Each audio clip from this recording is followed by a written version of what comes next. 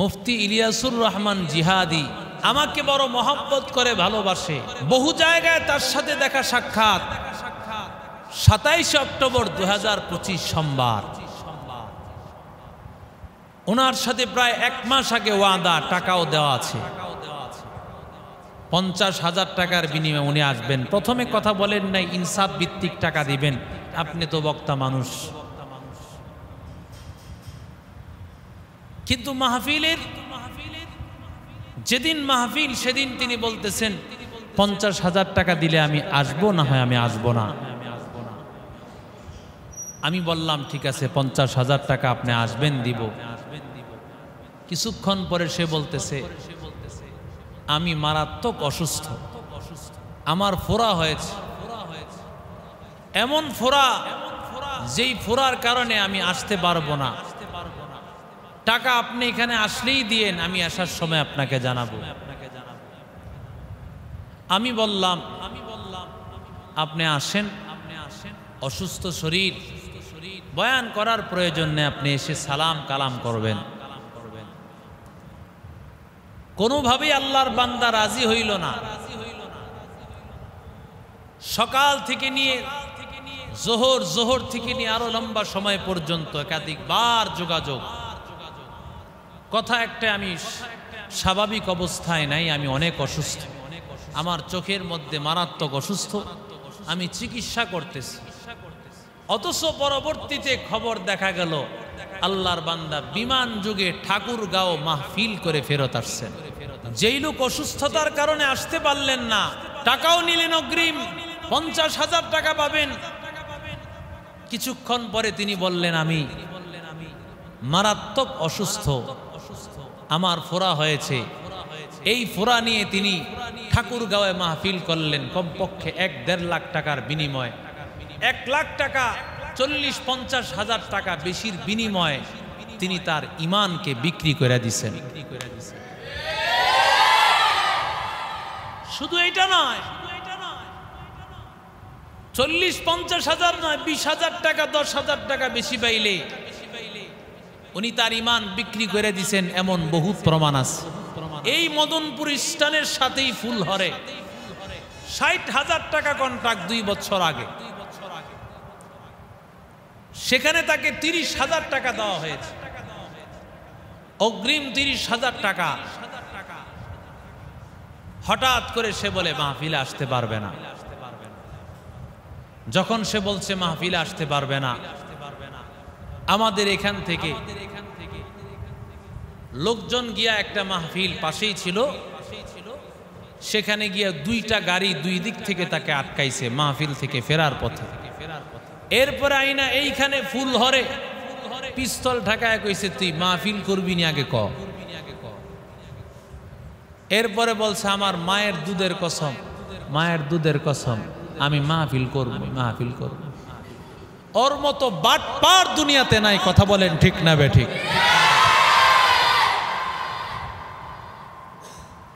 গত বছর রায়গঞ্জে গাড়ি ভেঙে দিছে না?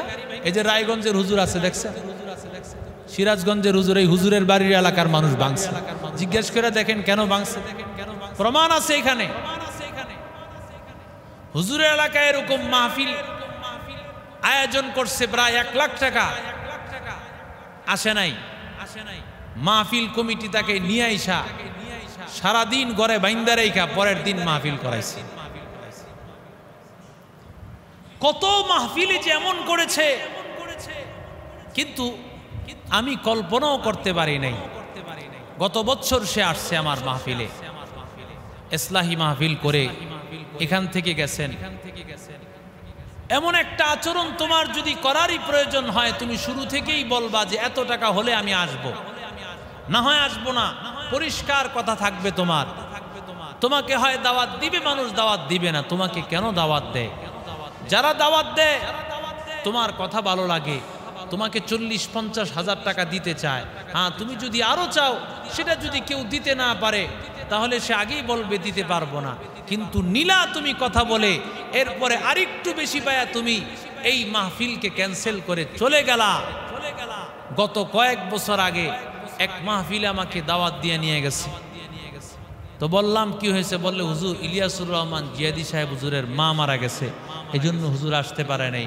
পরের দিন দেখলাম মিডিয়াতে আসছে হজরতজি বয়ান করছেন ব্রাহ্মণবাড়িয়ায়। কোথায়? জোরে বলেন। মরে গেছেন কে? মারে বছরে মিনিমাম 20-30 বার তিনি মারেন। যেই লোক মারেন, এটা এখনকার ঘটনা, এখন থেকে 10 বছর আগের কথা বলতেছে।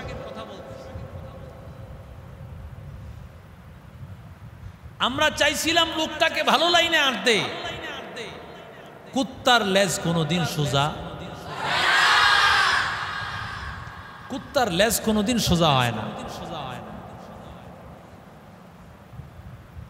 সাপে সারা জীবন আঁকা বাঁকা করে হাইটা গেল, কোনোদিন সোজা হয়ে হাঁটলো না। এমন মার দিছে হেরে, মারতে মারতে হেরে সোজা করে থয়ে দিছে। বেজিয়ায় কয়, বাইরে ভাই সোজা তো ওইলি ময়রা পরে ওইলি তুই।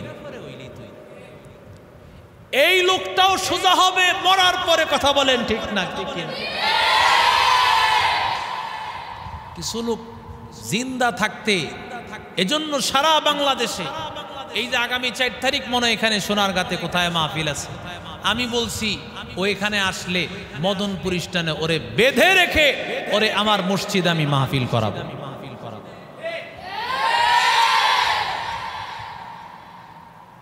মানুষের সাথে গাদ্দারি, এটা কে তোমাকে শিখাই?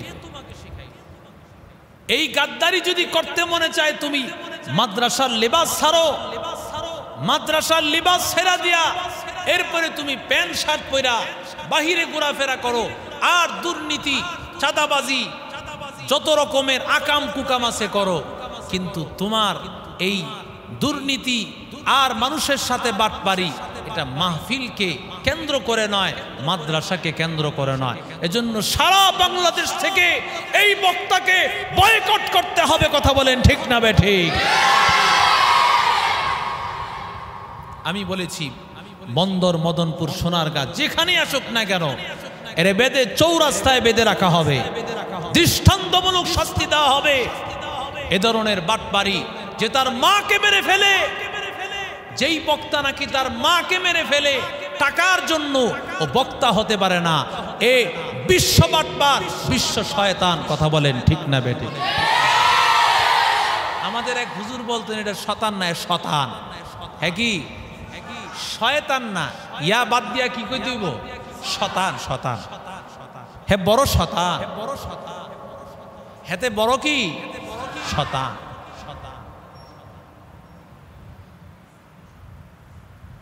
এরকম কত মানুষকে যে কষ্ট দিয়েছে তার কোনো হিসাব নিকাশ নাই। এজন্য যারাই বছর দাওয়াত দিছেন, ভালো করে খেয়াল রাখেন, আপনাদের দাওয়াত ক্যান্সেল হওয়ার সম্ভাবনা 99% লিখে রাখেন। যারাই বছর দাওয়াত দিছেন মোটামুটি কনফার্ম রাখেন, 1 লাখ টাকা তোষকের নিচে রাখা মোটামুটি তার বাড়িতে পৌঁছায় দিয়েন, আলে নাইলে আপনার মাহফিল এটা ক্যান্সেল।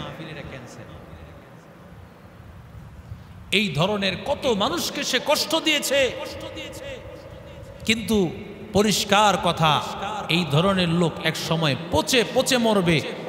এমন বহুত গায়ক গায়িকা ছিল, অনেক হাজার লক্ষ কোটি টাকা ইনকাম করেছে, শেষ মুহূর্তে এখন ভিক্ষা করে করে খায়। কথা বলেন ঠিক না বেঠিক? অনেক গায়ক গায়িকা আছে যারা নাকি ভিক্ষা করে খাচ্ছে, অথচ তাদের ডান্স দেখে মানুষ লক্ষ লক্ষ টাকা দিয়েছে। এই লোকটা এখন এইভাবে তার ভিক্ষা করতে হয় কেন? বলে মানুষকে যারা কষ্ট দেয়, আল্লাহর সাথে যারা গাদ্দারি করে, তাদের শেষ পরিণতি এমন হবে। ঠিক না বে ঠিক? জোরে বলেন। আল্লাহ আমাদেরকে হেফাজত করুন। ওয়াল্লাযীনা হুম লিআমানাতিহিম ওয়া আহদিহিম রাউন। এজন্যই আল্লাহ বলেছেন, যারা আমানত এবং ওয়াদা রক্ষা করবে তারাই হলো মুমিন, আর যারা এই রক্ষা করবে না তারা মুমিন নামের বাটপার। ঠিক কিনা? জোরে বলে। এরা মুমিন নামের ধোঁকাবাজ, যারা নাকি টাকা নিয়ে ওয়াদা দিয়া মানুষের ওয়াদার বরখেলাপ করে, টাকার কারণে নিজের ঈমানকে বিক্রি করে, নিজের মা বাবাকে মেরে ফেলে, নিজের স্ত্রীকে মেরে ফেলে, নিজের সন্তানকে মেরে ফেলে, আর কত হাজারবার যে অসুস্থ তার কোনো ঠিক ঠিকানা নাই। কথা বলেন ঠিক না বেঠিক? আল্লাহ আমাদেরকে হেফাজত করে। বর্তমানে আরেকটা ঘটনা শোনা যাইতেছে,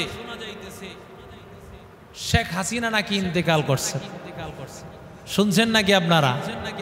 হ্যাঁ, গতকাল থেকে ফেসবুক জুড়া সবাই কথা জিজ্ঞাসা করে শেখ হাসিনা ইন্তেকাল করেছে, ঘটনা কতটুকু সত্য জানতে চায়। কেন জানতে চায় মানুষ? কারণ যেই লোকটা সারা জীবন জুলুম করেছে, ওর ইন্তেকালের পরে মানুষ ইন্না লিল্লাহটাও পড়বে না। হ্যাঁ, এটাই বাস্তব। আমাদের বুজুর্গরা বলেছেন যে শেখ মুজিবুর রহমান ইন্তেকাল করার পর উনি ভালো লোক ছিল, কিন্তু একটা পর্যায়ে সে স্বৈরাচারের কাজও সে করেছে। বাপ কা বেটা সিপাহী কা গোরা। হ্যাঁ, পুরাটা না হোক কি থোড়া থোড়া, পুরাটা না হইলেও কিছুটা কিছু কি পাবেই পাবে, বরং বাবার চাইতে এক ধাপ অগ্রসর। ঠিক কিনা জোরে বলেন? শেখ মুজিবুর রহমানের ইন্তেকালের পর মানুষেরা আলহামদুলিল্লাহ পড়ছে। কি পড়েছে? সে এরকম ভাবে ঘরে ঘরে গিয়া ঘরে ঘরে ধর্ষণের মতো কাজ চলছে। ওই সময় থেকে এই যে রাজাকার ট্যাগ লাগায়া মানুষের উপর নির্যাতন করা, এটা শেখ মুজিবুর এই রাস্তা দেখায়া দিছে। এই শেখ হাসিনা ক্ষমতায় আসার পর থেকে বিরোধী দলই যারা আছে সবাই রাজাকার। এক কথায় কি সব রাজাকার।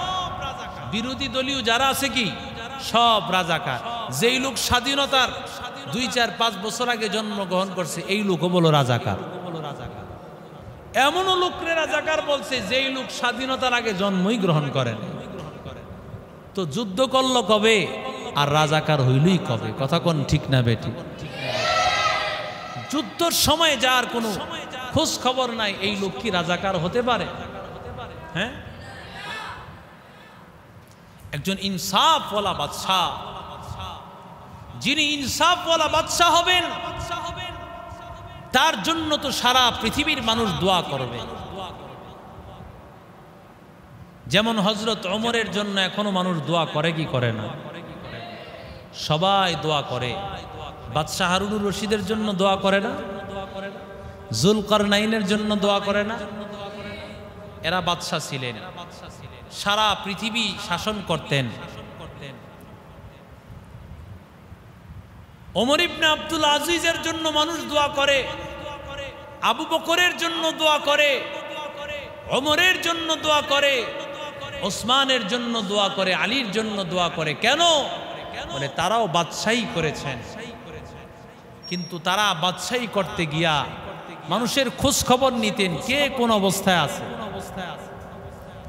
আর আমাদের শাসন ক্ষমতায় যারা যায় তারা দেখে কে কতটুকু ভালো অবস্থানে আছে, ওরা ধর ওর টাকা সব বাজেয়াপ্ত কর।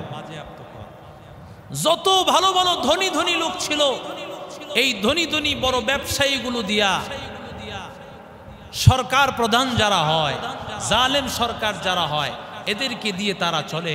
এমনকি প্রশাসনকেও তারা কিনে ফেলে। ঠিক না বে ঠিক? জোরে বলে।